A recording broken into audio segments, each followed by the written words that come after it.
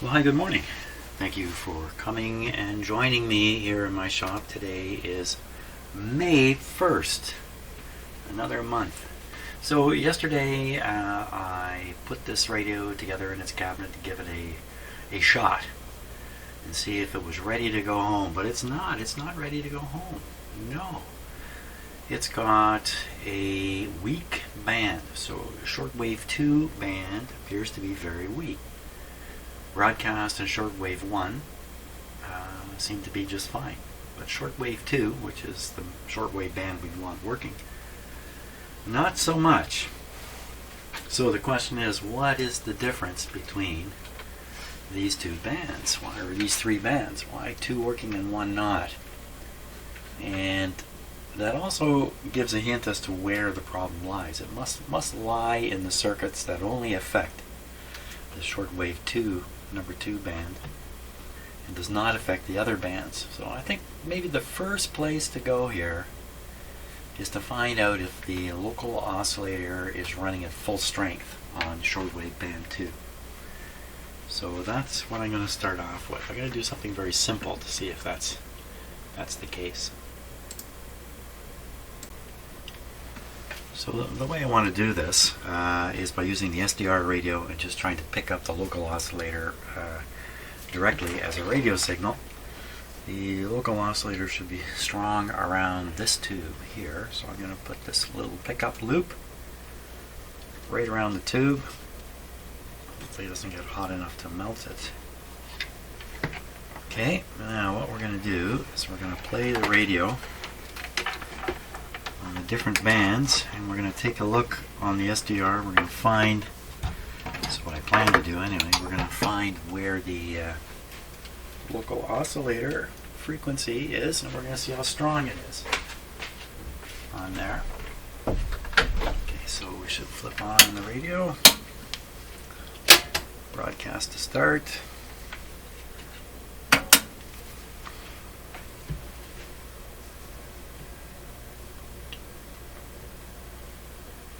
So the SDR radio itself is just sitting right here. It's just this little box right here on my bench.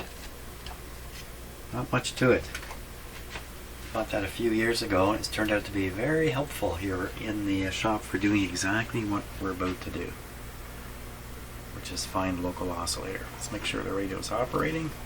I can see the magic eye going up and down. Sure, no problem.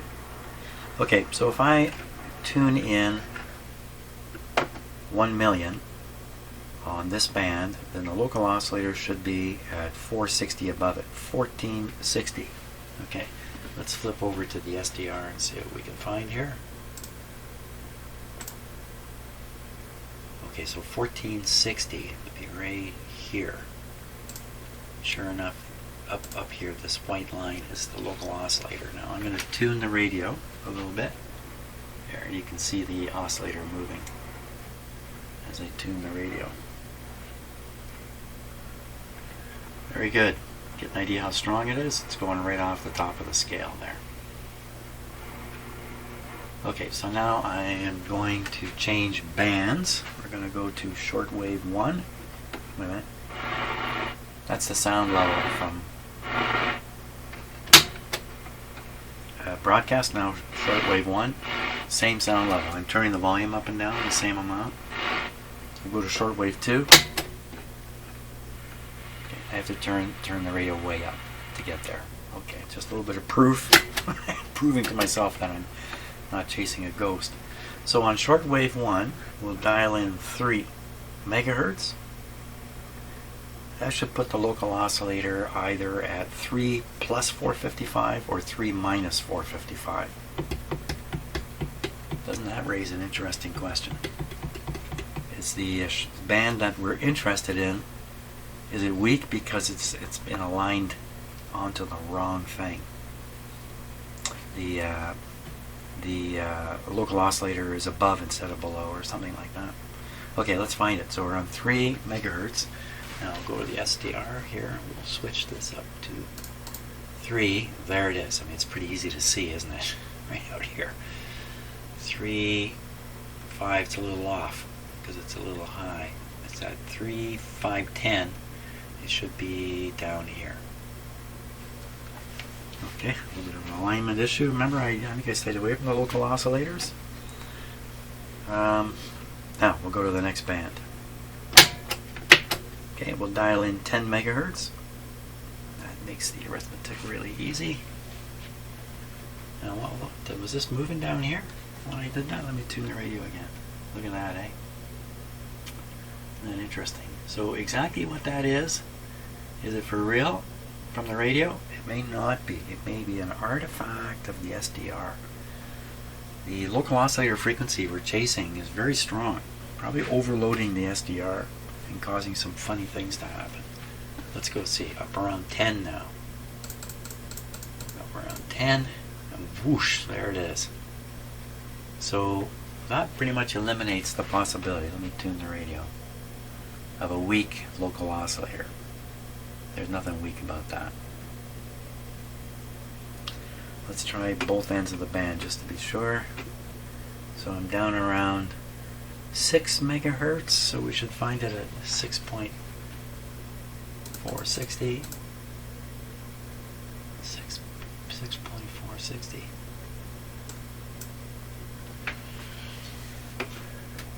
Well, there it is. It's not nearly as strong, but it's still there. There's no doubt about it. Now we'll go up to the other end of the band. So I'm doing this with no antenna connected. We'll dial in 15 megahertz. We'll see what's up around 15 megahertz. Whoops. Oh, there it is, blasting away.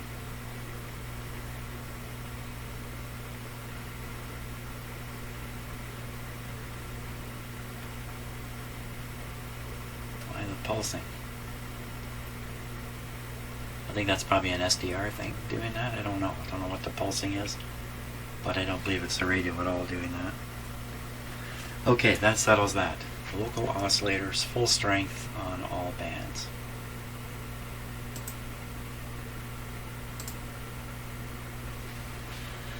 The other thing that's worth noting is that on the shortwave 2, where we are now, the magic eye virtually never operates. It just sits there. And I'm compensating by turning the volume way up.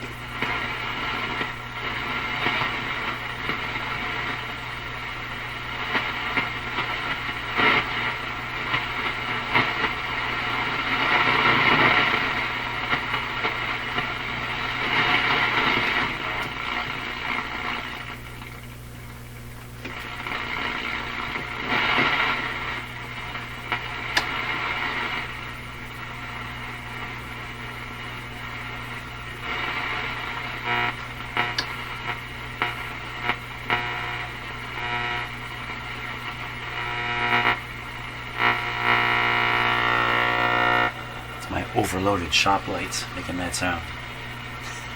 My LED lights. So I've turned them down a bit so they don't make that noise.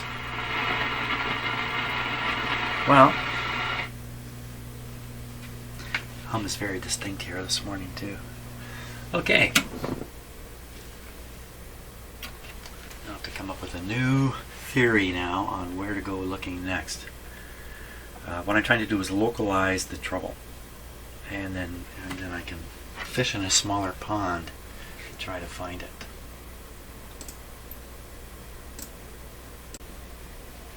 Okay, here's what I've got going. I've got the signal generator over here running at 6 megahertz. The two bands I'm going to be comparing, shortwave 1, shortwave 2, both receive 6 megahertz.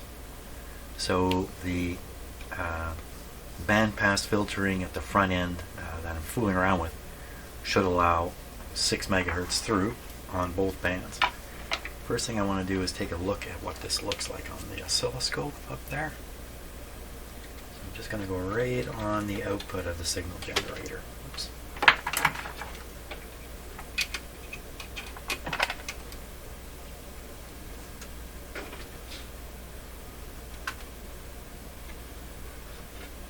Okay, there we are. Looks like a hum, not a... I'm triggering on the line but it's moving.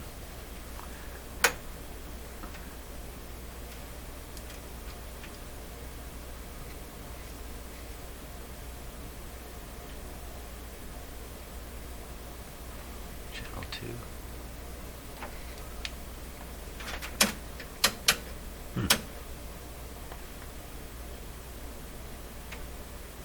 There. That does not look like frequency coming out of the signal generator. Let me change the band setting on the signal generator. No, you see, that's not the signal. So it looks like something's not grounded. What's not grounded? It's just a hum. It's just a hum coming out. Let me pull this off. So now we're just looking right at the output of the signal generator and nothing more. Well, something's not right here.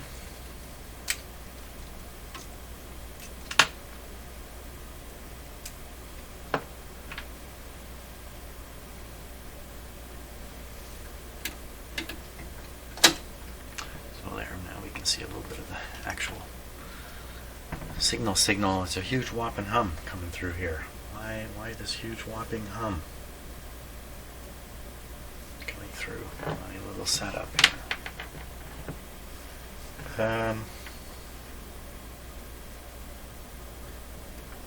Son of a gun.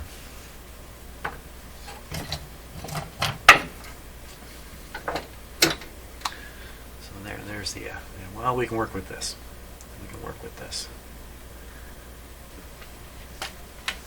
So you can see the RF in here without too much trouble. We're going to want to chase that around.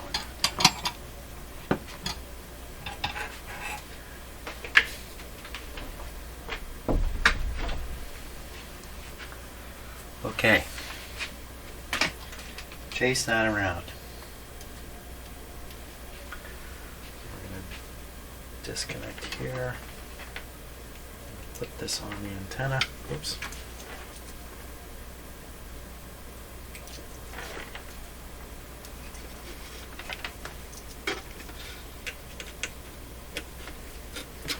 Okay, we're going to go and try to find it.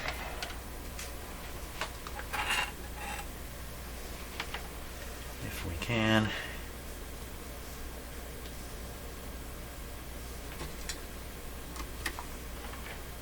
I'm going to start with shortwave 1. And we're going to look at some of these pins here. Bingo. There it is there. Not there. There's a good chance this side is grounded. And the other side has the signal on it. Okay, now we're going to switch. Shortwave 2, going to try that same coil. The signal's gone. Come over to shortwave 2, same spot. There's the signal. There it is. So it's making it all the way to the coil here. Now, is there a way I can look a little further beyond, like right onto the grid of the mixer tube, see what's happening there? I really need to do that. Grid of the mixer tube.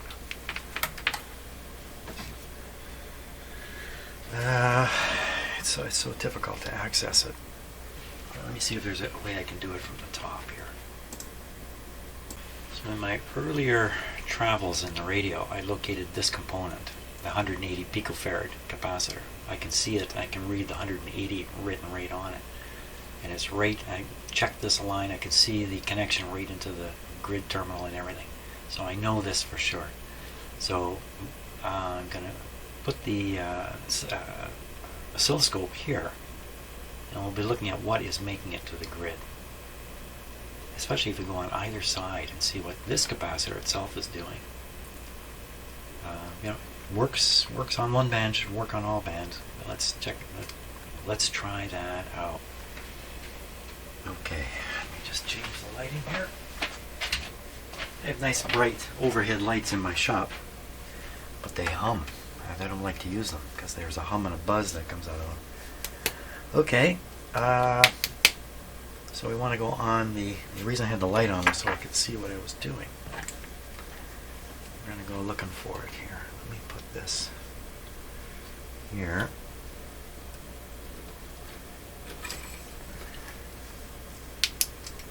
Now the real deal is what happens up on the scope.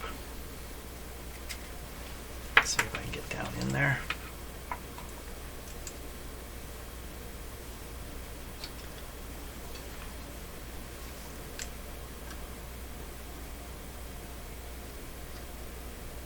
Okay, this is the grid side I'm going for first. So I can get down there. So this is just out of reach. Maybe I can even hook it with this.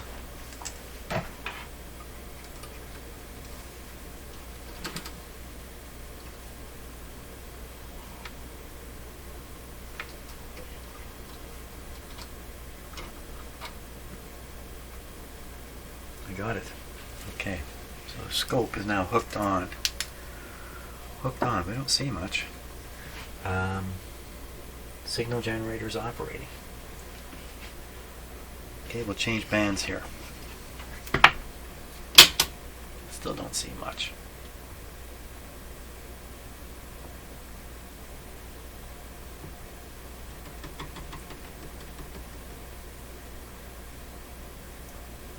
Why would that be?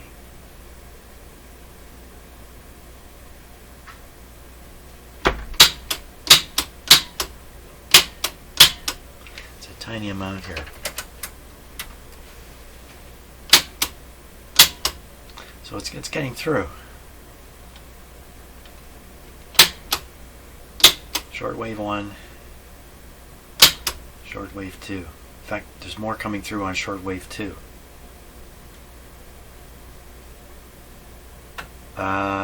This is the grid side.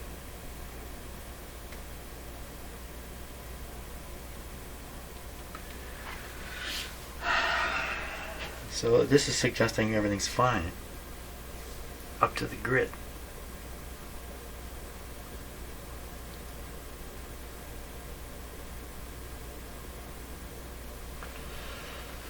You know, it really is just suggesting that the radio's misaligned.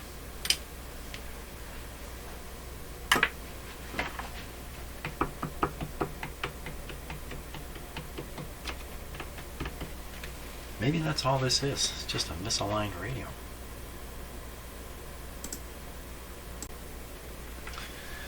Okay, so misaligned.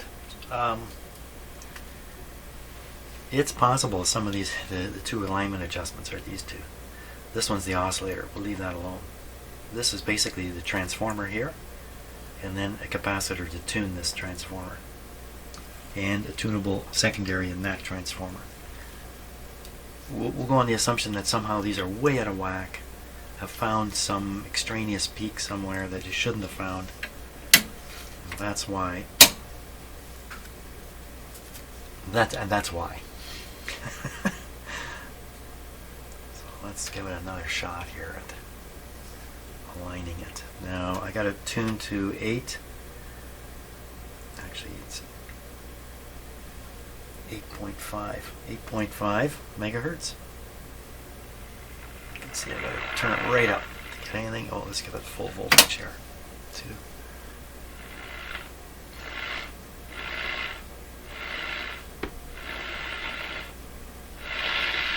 Compare that to this. Far louder. Okay, now I'll make the signal generator match this frequency here. Wow.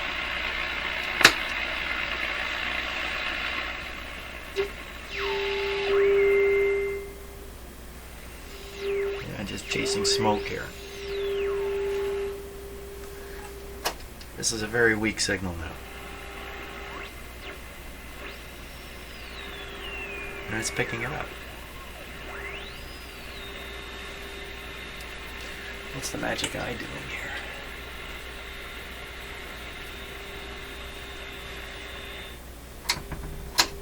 It's a very, very strong signal. Very, very, very strong signal. So a good shortwave receiver would receive this. A better one can receive this. This is right in the realm of better. What do I think I'm chasing here? I don't know.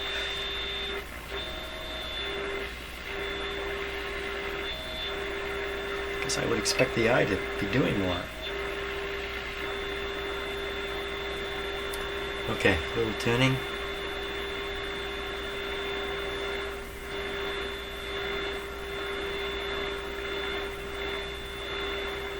Is there another spot? I can't imagine it. No, there can't be another spot.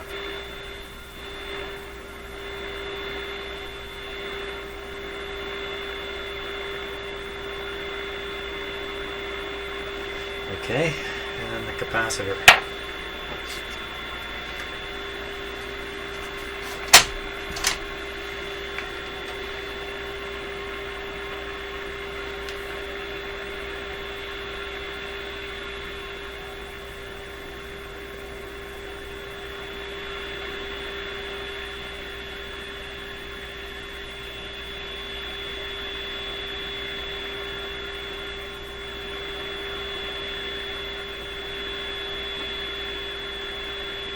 See how far out the local oscillator is. We're at 8.56 on the meter up here, and we're at 8.5 here. 8.56. Just be a little over here. Let's find that out. I'll set this to 8.5. Let's set this to 9. So we're sending out a signal at 9 megahertz. Where do we dial that up? 9 is right there.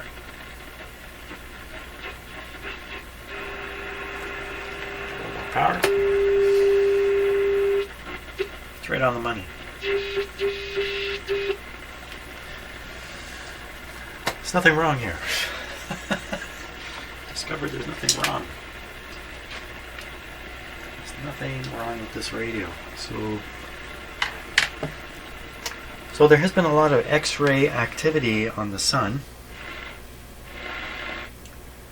and perhaps just wildly, perhaps I did something during an X-ray blackout, made me think it's not picking anything up.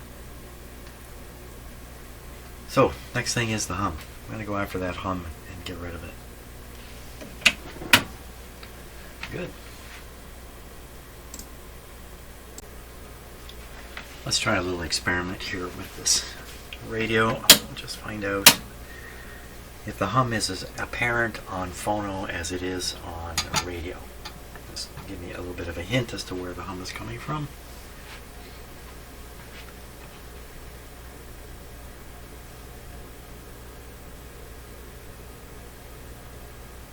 Where's the hum?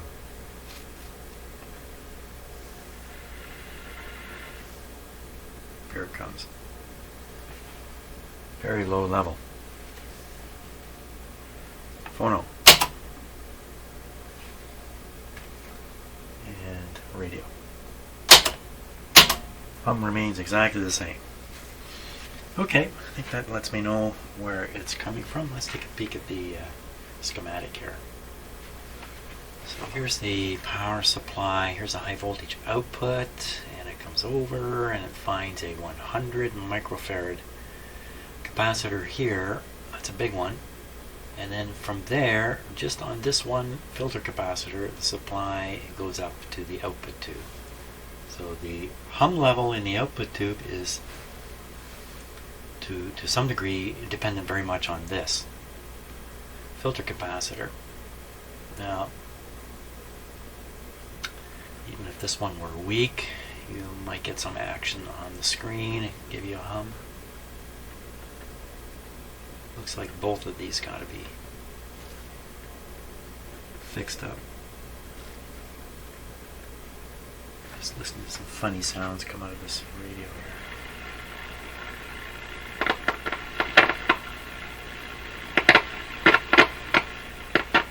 What's all that static? Is that something?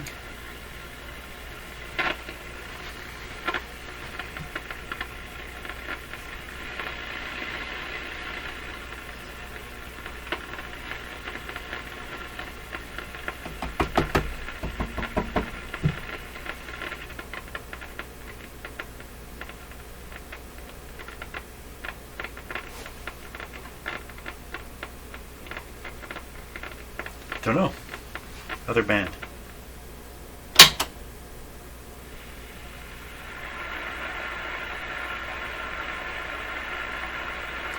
No noise there. Broadcast.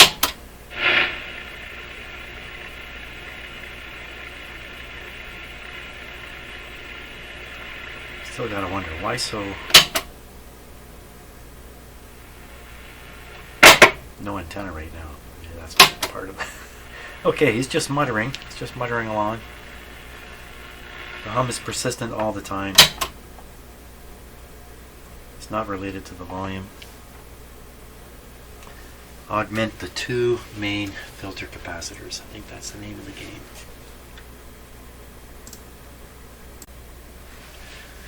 Okay, so I'd like to figure out which terminal's which under here. The big capacitor's back right here. My finger's on it. The two positive leads coming out, one is connected here and the other is connected here. The one that goes here connects to this wire. This wire goes in the yellow tube, follows the yellow tube all the way through here, up, right up to the rectifier. It's the 100 microfarad part of the capacitor that's tied directly to the rectifier. So this is the 100, this is the 50. So I need to solder in, I don't know, I could do another 50 on top of here. Could even do 100. Well, I could do a 50 here, and the 51 I could add another 50. I could put two 50s in here, and we'll see what happens. That's a good idea. Okay, so I've installed the two capacitors here. Now I've held off on these until now because these are a little expensive. You don't want to be putting expensive parts into a radio right off the bat. Because just maybe the radio is never going to work again. You don't know. So I tend to hold off on those parts. I mean, they're not terribly expensive, but more so than your regular capacitor. Okay, we're ready again. This time for the hum test. And this time the dim bulbs are very important.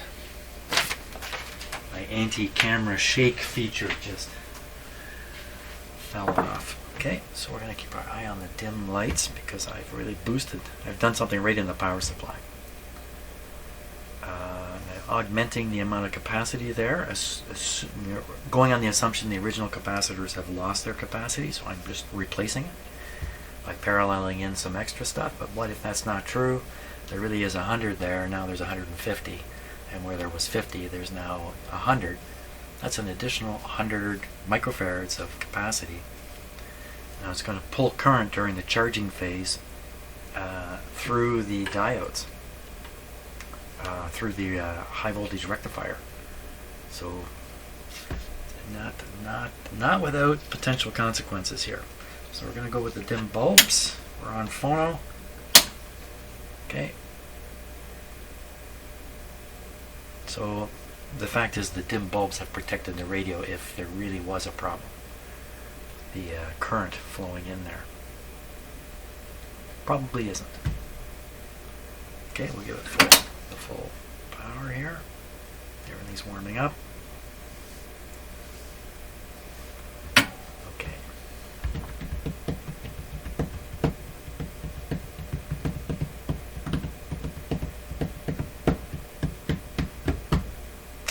Magic eye didn't come on. Somehow I've ruined the high voltage here. How did I do that? Misinterpreting the circuit. Forgetting to plug something back in. Misinterpreting the circuit. Son of a gun. Let's see if there's any voltage left on these two capacitors. So here's one. It's got 24. Here's the other. 25. What's the problem? what happened? So the magic eye didn't glow, and that suggests there's no B+. B+ in this radio should develop almost instantly because it has a solid state rectifier in it. So it should be B+ there just about instantly. Maybe this terminal is not a ground terminal. Am I that dumb? Yes, I can be that dumb. It looked like one, but I never checked it. No, it's definitely a ground terminal.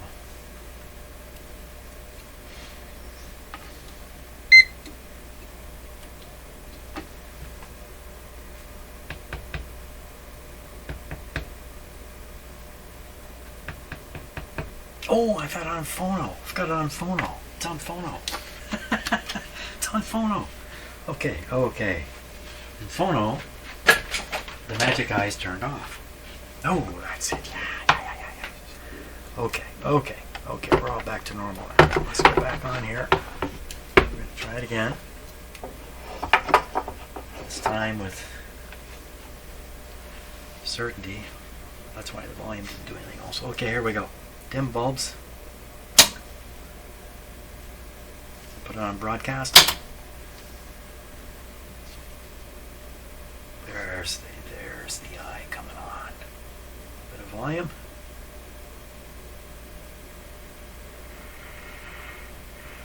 Give it the full treatment. Any hum. There's no hum. Go on phono.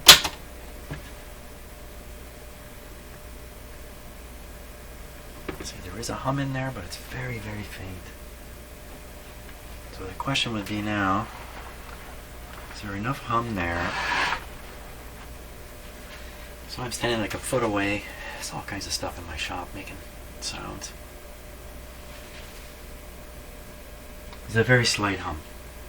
But the fact is, people don't listen to a radio with the volume turned down and no program material. They listen to it with program material. Can you drive the hum completely out of these radios? In some cases, not really. They're built to have a little tiny bit of hum in them. That's the cheap way out. Of course, these are European ones. Don't tend to be cheap in that respect. Okay. I think we're done. The hum is definitely low enough. It's easily tolerable. Very good. Excellent. I'm going to put it back together. Okay, we're down to the finish line. So the last thing I want to do is make adjustments right here. This is the FM detector adjustment. And although everything sounds pretty good on FM, let's fool with it a little bit. We'll see what happens here. I have the FM antenna plugged in. Yep. I'm going to tune in a weak station, a weakish station. Oh my gosh. What's happening? I recently started taking a psychology course that helps to work with youth. Actually, we're going to use this station because they're talking. Trying to be good friends, trying to come and the kids and be active in their lives. There's a lot of people that I know every day they try. Every day. December 17th, 1998. He knocked on our door. It was a complete surprise for us. It was like one of the happiest days. He came in his outdated fur coat and fur hat, and I just stood in his hands wide, and I just wasn't breathing. And I hugged him so hard. For a while, Gail's dad got financial help from his mother so he could buy a house in a better part of town. Where the girls had their own rooms, where their friends could visit, and the fridge was always full. We could go to the grocery store and buy whatever we want. That's stuff that we didn't experience before. About 6 years on, though, her dad got into a situation that threatened to send him back to prison on assault charges. That was intense. That scared me. It was this lengthy criminal record. I thought for sure we're just going to lose him again and never see him again. but I wrote a letter to the judge I asked Dana what she wrote in that letter. that they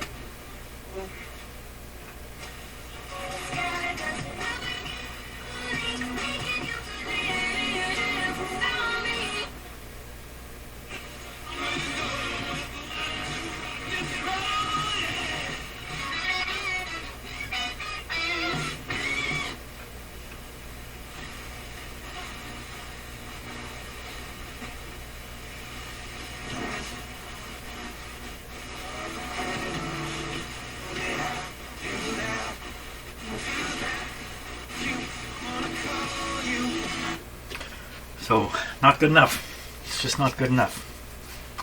Just gotta push it back out and fool around with the FM alignment a bit more.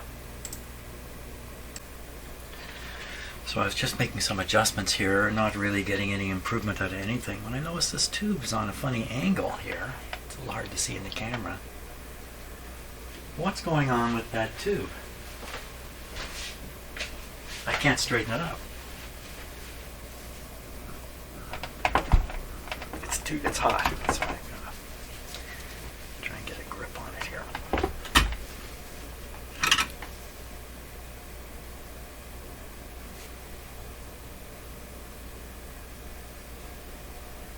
Nothing going on.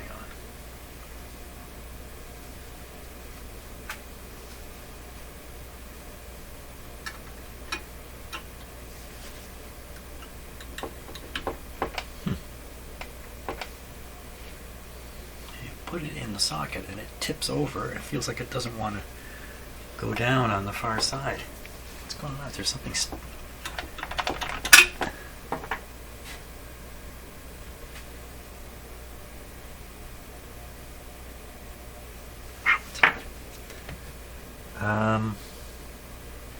There's a little bit of distortion in here. Why don't we try another tube? Just see if this works a little better.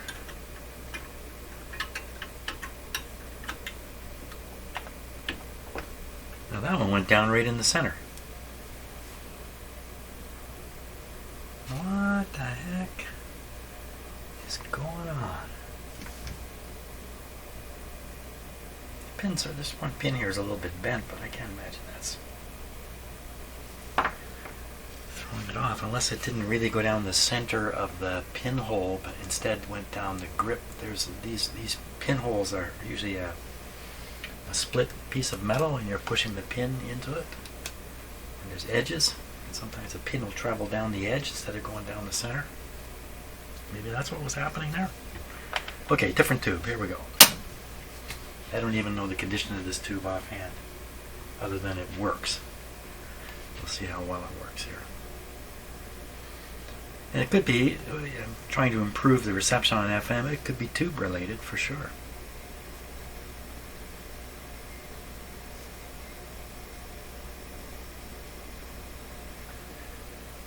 Well, it seems a little quieter, doesn't it?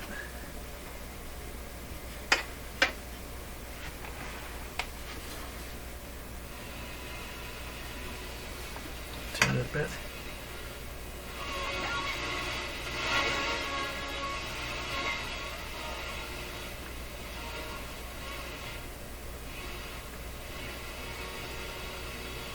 It's a weak station.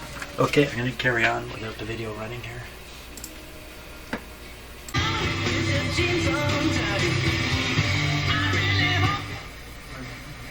Dans un contexte de troubles dépressifs qui